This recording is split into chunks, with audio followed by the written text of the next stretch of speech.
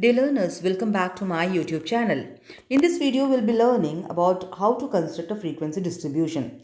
Before getting into the topic, first we should know that in case of statistics for calculating univariate or bivariate data, the calculation is being done under three different methods. First, you have to find out the data which is being given to you. It relates to which kind? It relates to which kind? That is, you should know it relates whether it is individual observation, whether it is discrete series, or whether it is continuous series. This is the foundation of statistics which you must know, which you should be able to differentiate between these three, because on the basis of this only you are going to use the formulas.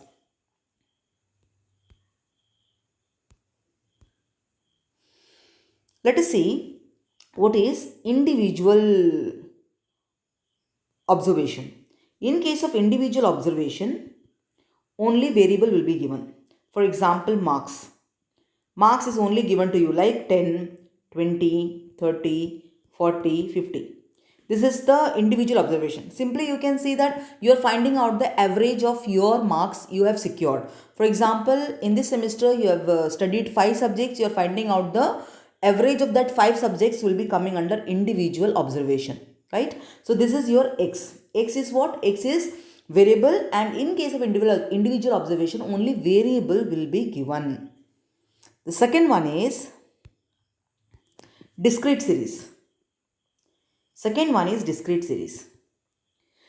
Generally speaking, discrete series, continuous series is almost the same. The formula is also the same. The only difference is in the uh, calculation and consideration of x, that is known as variable. In case of discrete series, you will be having x and you will be having f. For example, you are having 10, 20, 30, 40. This is your variable. For example, let it be marks. X is your marks, right? Frequency, I am writing 2, 5, 8, 10, 6. For example, it means what? 10 marks is secured by 2 number of students. 40 marks secured by 10 number of students. So this is coming under discrete series. So you can see that in case of discrete series, x is a number. X is a single number like 10, 20, 30, 40, 50 likewise. The next one is continuous series. In case of continuous series, what happens? In case of continuous series also same thing. You will be having variable as well as having frequency. Let a variable be x. X is your marks. For example, I am writing 0 to 10, 10 to 20. You can make out now. You can make out 10 to 20, 20 to 30. For example, if I am writing here 3, which means that within this range, 0 to 10 range, 3 students have secured the marks. 10 to 20, the 10 to 20, within this from 10 to 20, 6 students have secured the 6 students have secured marks which is ranging from 10 to 20. Generally, this continuous series is being used where the variable is large in size. We cannot use discrete series, there we are using continuous series. And in case of continuous series, there are two different methods known as exclusive and inclusive. In case of exclusive method, the class intervals will be 0 to 10, 10 to 20, 20 to 30 likewise. You can see that this lower limit is excluded from the first class. In case if 10 value is coming, the 10 value is not included in that class, but it is included in the next class where it becomes the lower limit. So it is the name exclusive series or exclusive method. It is because why? Because why it has come? Because the upper limit is excluded. But in case of inclusive, it is included. The series is included like 1 to 9. It means what? The value 1 as well as the value 9 is included in that particular series itself. For example, this is your exclusive method. You can see 20 is the upper limit of the first class, becomes the lower limit of the second class. So the value 20 will be included in the second class where it becomes the lower limit. It is known as exclusive method. Generally, the all calculations we would be able to do it correctly when you are using exclusive method. In some calculations, exclusive method is compulsory. In some calculation, It is not essentially not to convert inclusive into exclusive. But in order to avoid confusion, what you can do, you can convert all inclusive classes into exclusive classes. How we have to do that, we will see. See, this is your inclusive method, 11 to 20, 21 to 30. You can, in this value, what happened, the upper limit 20 is not becoming, upper limit 20 is not becoming the lower limit of the next class. So upper limit is including that particular class itself, due to which it is known as inclusive method, right? But for calculation purpose, what we need to do, we need to convert this inclusive into exclusive. How to do that? What you have to do is, it is a very simple formula. From all lower limits, you have to deduct 0.5, and to all upper limits you have to add 0.5. In this case, 11 minus 0.5 is 10.5, to 20 plus 0.5 is 20.5, 21 minus 0.5 is 20.5, 0.5 is 30.5. You can see how this has become, this has been converted into inclusive method. It is very simple.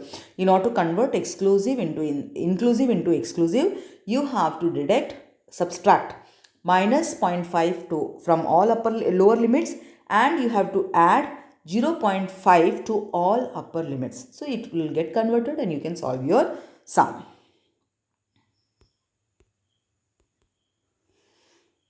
How to construct or form a discrete frequency distribution and continuous frequency distribution with the help of tally bars. It is very simple.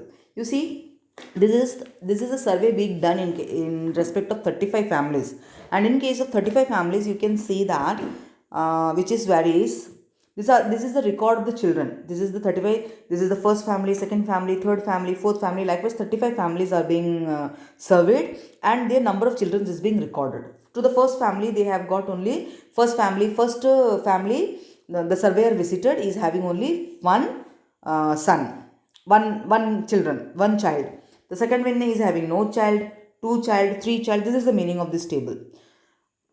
In order to make this, what you have to do, you have to draw two columns like this. You have to draw two columns, right? In first case, you will be writing number of children, and in second case, you will be writing tallies, and last one is frequency, which will be total number of children. What you are going to write is, you have to check the lowest value and the highest value. So you have to write 0, 1, 2, 3 till 12.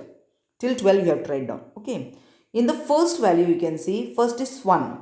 So what you will be doing, against 1, against this tally, you will be putting 1 bar. Next is 0, against 0 you will be putting bar. 2, you will be putting bar against 2. Likewise, against 3 you will be putting bar. For example, if 2 is appearing 4 times, you will be putting 1, 2, 3, 4. If 2 is appearing 5 times, you will be cutting it. It means what? This will be total 5, value 5. So this is how it is being done. This is how it is being done. You can see, it means this is it, the total, and it gives 35 families being surveyed. 35 families being surveyed. This is how you can construct a discrete frequency distribution. It's very simple. How to construct a continuous frequency distribution? In case of construction of continuous frequency distribution is, first you have to decide about the class limits. Class limits means upper and lower class limits. You have to decide lower class limit, lower limit, as well as upper limit. It plays a very important role in case of class limits, as I have told you in case of exclusive and inclusive method. Generally, lower limit means what? Lower limit means that limit below which no item will be there.